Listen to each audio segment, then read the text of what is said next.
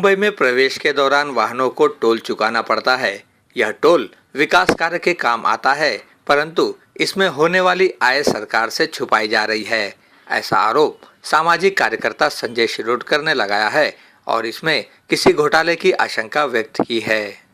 आता याची जर टोटल तुम्ही वर्षाची केली तर ती 500 550 आणि 5 वर्षाचं गणित धरलं तर साधारणपणे 2000 क्रॉस होतंय। आता 2000 क्रॉस या फिगरमुळे जर होतंय, पण ऑन द कॉन्ट्ररी 5 वर्षाची आकडेवारी कॉन्ट्रॅक्टरने एमएसआरडीसीला दिली आणि एमएसआरडीसीने त्यांच्या वेबसाईटवर अपलोड केली। तो आकडा आहे 1176 कोटी। आता कुठे 2000 कोटी आणि कुठे 1176 कोटी याचा खुलासा एमएसआरडीसीने करावा। तो आकडा आहे, परत तो आकडा सुद्धा हाच रिपोर्ट म्हणतोय 6688 कोटी दरवर्षी नुकसान होतंय मुंबईचं, मुंबईकरांचं, गव्हर्नमेंट ऑफ महाराष्ट्राचं।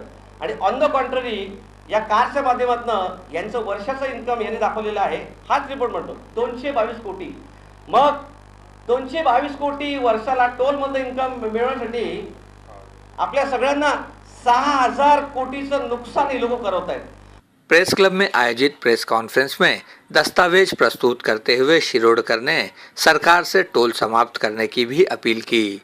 कैमरामैन इकबाल शेख के साथ आनंद श्रीवास्तव, मुंबई न्यूज़।